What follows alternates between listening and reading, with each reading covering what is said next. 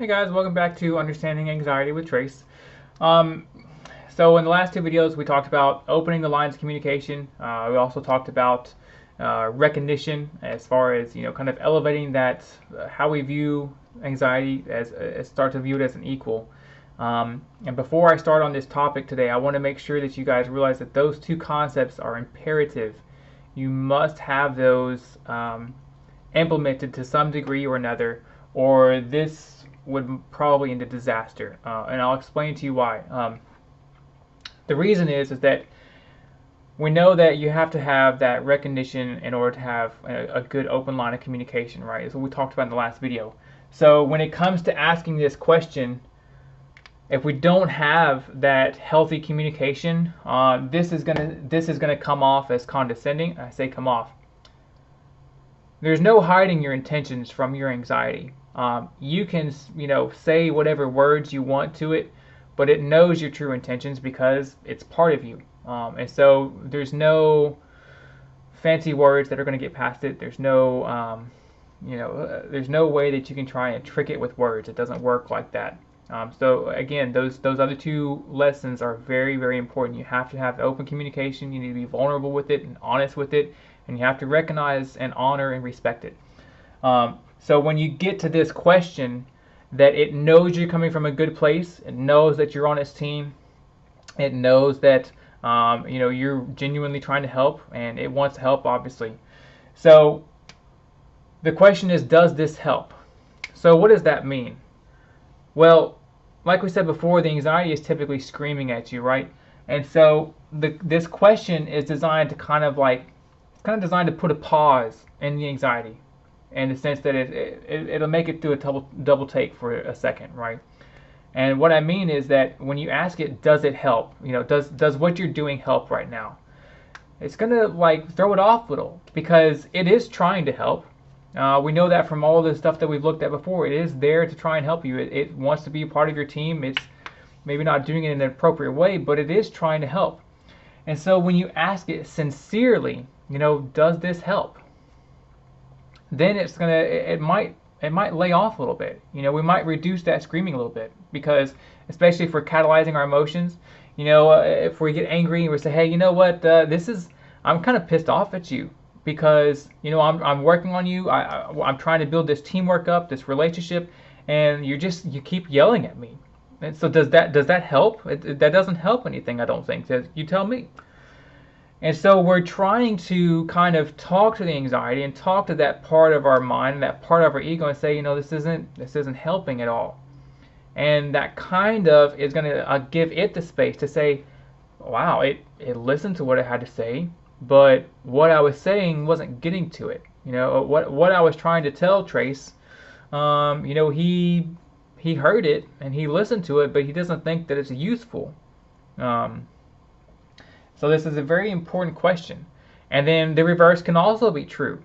As we make changes to the patterns in our life, as we make changes to how well our needs are met, as we are going into different circumstances and we're talking to the anxiety and we say, I've made these changes. Does this help?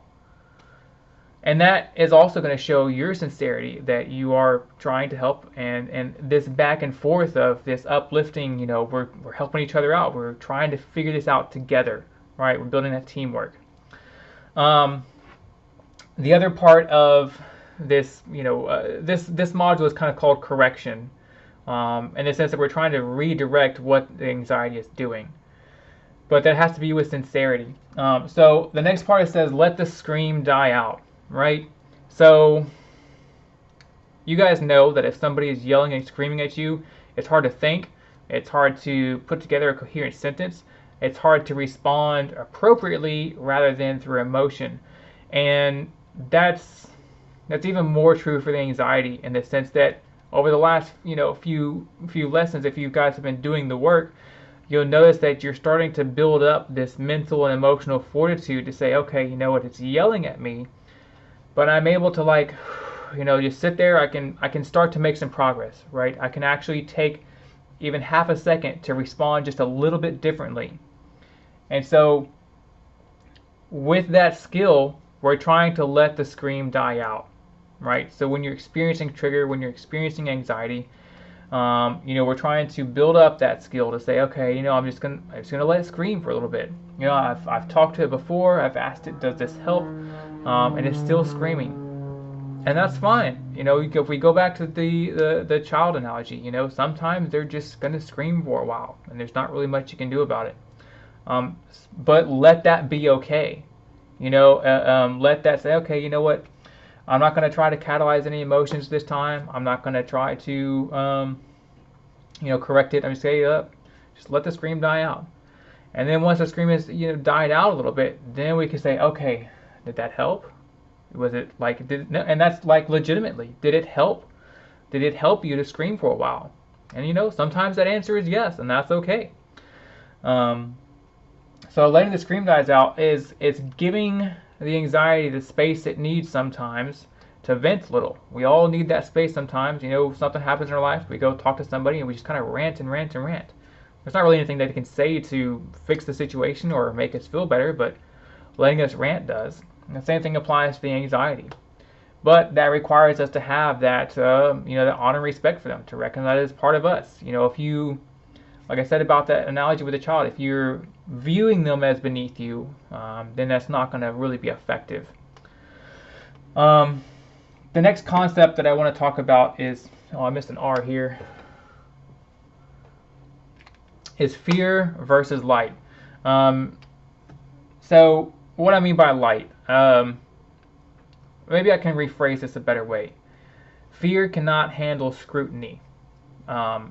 So with the anxiety, we think that it's a fear-based, reaction, right? The anxiety is presenting us something that we're afraid of, or that it's afraid of, and the physiological response of anxiety tends to coincide with something that we're afraid of, the flight or fight response. But my point here is that fear cannot hand up to scrutiny, in the sense that, let's say that I'm afraid that tomorrow that the sun is going to turn black, right? I'm afraid that that's going to happen, and that then all the plant life will die. Well, I may believe that to be a legitimate fear. My subconscious may believe that to be a legitimate fear, and this is just an example, guys. But if I actually have the mental and emotional fortitude to open up the line of communication with it, to be open and vulnerable with it, to ask, does this help? To let it finish screaming if I need to, but if I've built that relationship with it, with the actual presentation of fear, right? I can say, okay, you know what? Let's think about this a little bit. I understand we're very scared right now. It's okay to be scared. So let's say, in the last 10,000 years, has the sun ever gone black? Has it? And then we'll respond, okay, well, we have eclipses, right? Yeah, the sun kind of goes, we call that black. Well, okay, well, but the sun goes back to normal in about, half an hour, 45 minutes, somewhere around there, right? So we can start to look at the track record. And the point of all of this is to show you that if we're taking the time to analyze and to scrutinize our fears, and not to reject them, not to say that they're ridiculous, not to demean those fears, but to actually take and apply some logic and communication with it, then that fear kind of starts to lose its grip, right? But in order for us to do that, we kind of have to, build up these practices from before, where we're able to be open, we're able to change our state a little bit, we have a little bit more vitality. Those things are kind of required in order for us to look at the fear a little bit. It doesn't have to be for long, but even if we just make a little progress here, I'm going to look at you for a little bit, I'm a little scared, and then apply some logic, or some reasoning. So once we're able to kind of get that down, that's going to kind of help lead us back into that does this help question, right? So if we're able to analyze the fear a little bit, to scrutinize it and shed some light onto that fear, then we can go back to like, okay, does this help? Does this help reduce this fear? Does this evidence make you feel better? And then on the opposite side, does what you're doing help make this fear go away? So we're really just trying to show the anxiety there's a better way to deal with this. And again, we have to maintain that respect. We can't demean it like, well, why don't you just think about this? You know, we can't demean it. That closes the line of communication immediately. And then the last concept I want to talk about is discipline. And this is, again, this relates back to that honor and respect. You cannot give discipline to yourself or to your anxiety while demeaning it or while thinking of it as less than. You have to have that open vulnerability. And what I mean by discipline is not like chastise. We're not here to chastise the anxiety. Ultimately, what we're trying to do is to set up some guidelines for it. You know, we want to say, hey, you know, you screamed at me a lot in this last, you know, hour or so. You've screamed at me a lot. I'll let the scream die out. I tried talking to you beforehand. You know, I shed some light on this fear. I asked you, you know, is this applicable? I've tried to help. And, you know, none of that stuff worked, and you were just screaming at me. And that's not okay. So what I mean by discipline is not necessarily like you're trying to punish it. What I mean is that you're letting it know that its actions are not okay. And that's punishment enough for it, honestly. If you tell a child that its actions are not okay, it feels hurt from that. It does. And the thing is that, you know, everybody's way of discipline is different. I'm not here to pass any kind of judgment or advice on that. But my point is that once you've built that relationship and you've opened that line of communication and it's, you know, you both feel like you're on the same team, and then y'all are working on this anxiety stuff together and you're working on your fears, and then you tell it that what it did was not okay and not helpful, that's pretty upsetting to it. That would be upsetting to me if I was on a, you know, let's say I was doing a college project or something and my other 3 partners were all working on it, and then I tried this other thing and they said, you know what, that didn't help at all. That was horrible. You know, that made no progress. In fact, that kind of set us back a little bit or whatever.